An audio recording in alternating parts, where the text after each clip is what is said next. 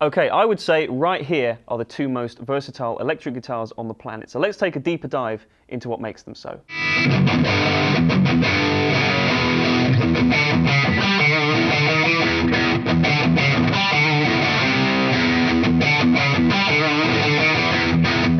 Right, hello folks, Jack here from Peach Guitars.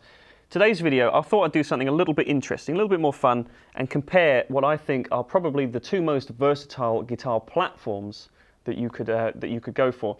So what I mean by platform is there's two ways of looking at what a versatile solid body electric is. Most people like to go to have some kind of single coil and humbucking pickup options on the same guitar and to be able to switch between them quite freely, but also so that they work together in a nice linear kind of fashion. You also probably want a tremolo system, a vibrato unit that stays in tune well, affords you a lot of sonic versatility in terms of just giving you everything from a subtle vibrato flutter to be able to do quite heavy dive bombs and still have the tuning hold up. You also want a very comfortable neck profile with a kind of nice, even, balanced tonal profile that's not too hyped in any particular direction and can span everything from really nice sparkly cleans through kind of mid-gain vintagey sounds right up to contemporary high-gain tones at the same time.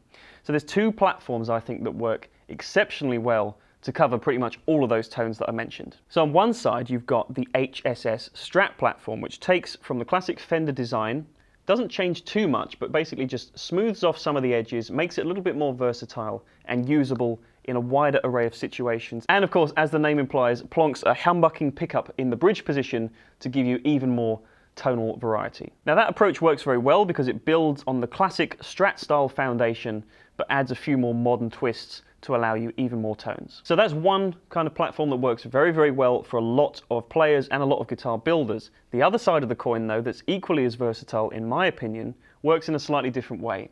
So if you take the other classic design of the 50s, which is to say mahogany body, mahogany neck, set neck design with humbucking pickups, you can kind of reverse engineer that and limit the amount of gain options that you have by moving downwards. So with the humbucking pickups, obviously that sounds great for distorted tones, but with the advancements in coil tapping and coil splitting technologies like on this PRS Custom 24, you have the option to work backwards and get some really nice sparkly single coil clean tones out of this guitar platform as well. So on paper at least, there's quite a lot of similarities between these two guitars, but of course if you know anything about boutique electrics, you'll know that the differences that make the most difference to the actual tone are significant with these two. So let me just run through a few of the specs to try and highlight what actually separates these two guitars.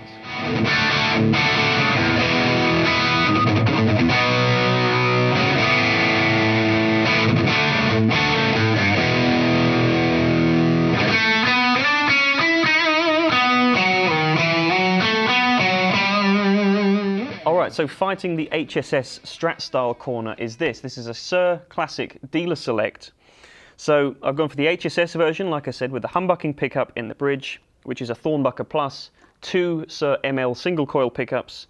So these are quite fairly high output pickups in terms of single coil typical output. They're also quite well-rounded sounding pickups. They're not super vintage sounding.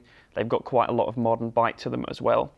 You've got Suhr's two-post tremolo, which stays in tune very well. Standard 25.5-inch scale length on this guitar.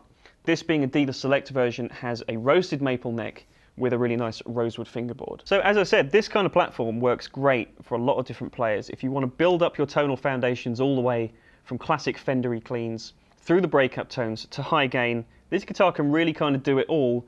It does it with quite a unique feel to it as well. Being a Suhr, I think that they have their own tonal standpoint that they have on their guitars, though it is of course building off a tried and true classic HSS platform. If you're familiar with Fender style guitars in any way whatsoever, this is going to feel like home, probably a little bit more so, because it just builds on that existing platform, but pushes it in a slightly different direction.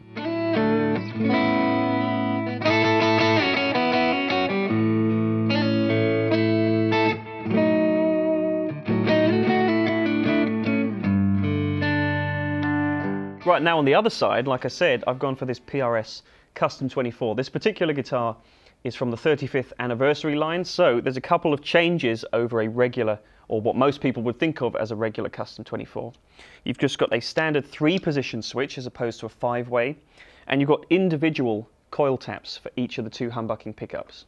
So that affords you 8 different sounds in total, which is 3 more than you get on an HSS Strat by default.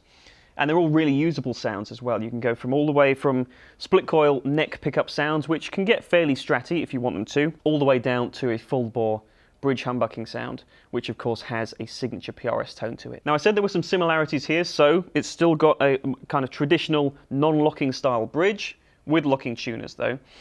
So this works very well. Like I said, you can get subtle kind of vibrato all the way to very heavy use out of this bar. 25-inch scale, so slightly shorter, sits in between kind of the standard Gibson scale and more of the standard Fender or Suhr scale. So it kind of sits in between, gives you the best of both worlds, arguably. In terms of the wood combination going on this guitar, you've got a mahogany wood body with a flame maple top, mahogany neck, and rosewood fingerboards. So acoustically, this guitar should be a little bit darker, sound a little bit fatter maybe than the Suhr will do. But electrically, it's another story because you've got PRS's 8515 pickups on this guitar, which are very versatile pickups. And in the case of this 35th anniversary lineup, I think they've got a lot of excess clarity, which works really well to span the full kind of gain spectrum all the way from clean to high gain. So that's enough talking about the specs really, because they're not going to make sense until you hear them in context. I'm going to play all these clips through the regular Dr. Z Maz 18 amplifier. Like I said, the gain's coming from pedals on the floor, and you're going to hear a little bit of tape delay every now and again from a Line 6 HX effects. So I think for a lot of working musicians, this is a fairly standard rig to kind of have a clean amp platform with some overdrive pedals of differing gain levels, and you want a guitar that can just handle it all. It can handle anything you want to throw at it. And really, I do think that these are probably the 2 best contenders for that #1 spot in your arsenal. If you just want to rely on one guitar, you don't want to have to think about changing to accommodate different pickups and different tones and different tuning options as well, because like I said, these are both super stable in that department. You've got 2 great options here, and I want you to listen to the clips and let me know in the comments which one works best for you. So to highlight the claim that these are the 2 most versatile types of guitar that you can go for, I've just gone for 3 clips on each. So I'm going to play you some clean tones utilizing the single coil tones. So I'm using the tapped coil mode on this guitar and mostly the neck and middle coils on the Suhr to show you those kind of classic shimmery clean tones.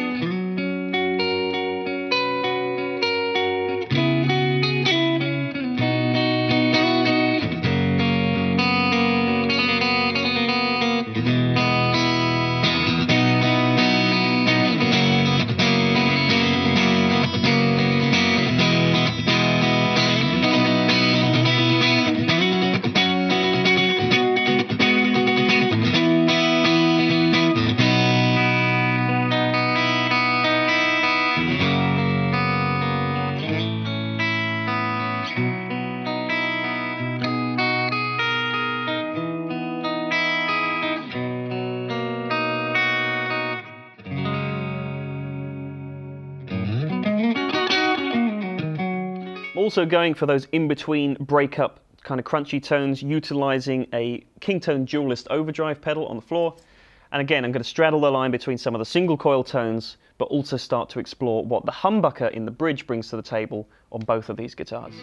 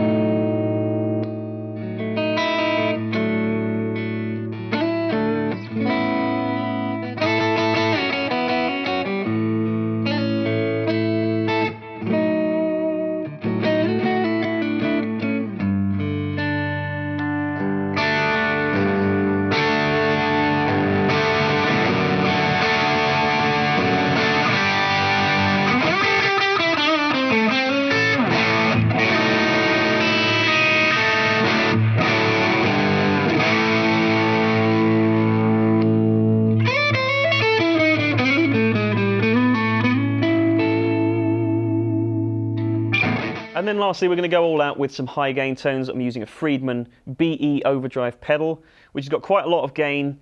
So you're going to hear the articulation differences between these two guitars. Both of them have an abundance of clarity. They don't get muddy at all. And it's interesting to hear the difference of the set neck versus the bolt-on neck when you've still got a bridge humbucker in comparison. You're really hearing the genetic differences of the wood construction on each of these guitars by that point.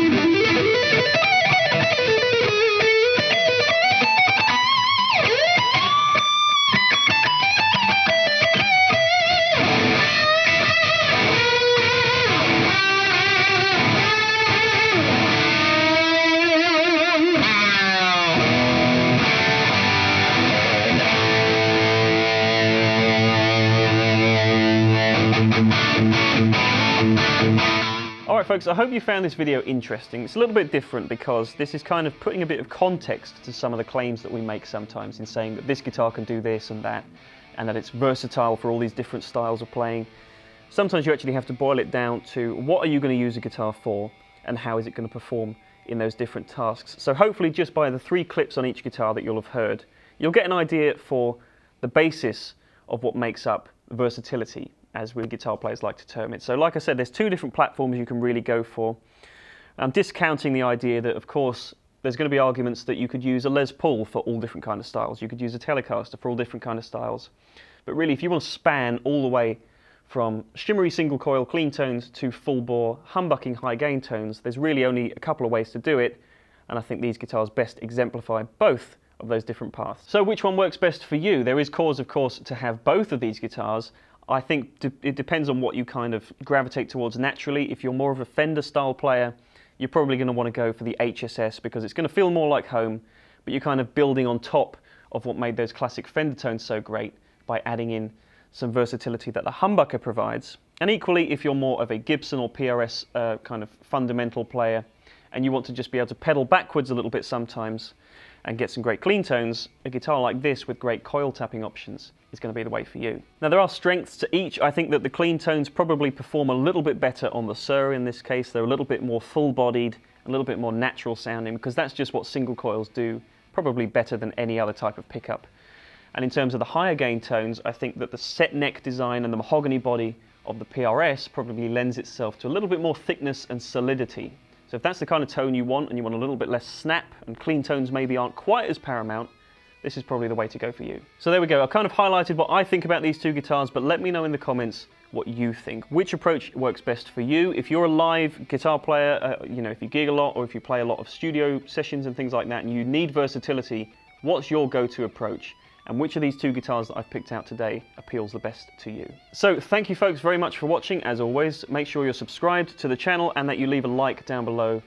Comment below with your thoughts as well. And if you want to find out any more information about these 2 particular guitars, then you can do so by clicking the link in the description below and heading to peachguitars.com. So there we are folks, take care of yourselves and I'll look forward to seeing you in the next video.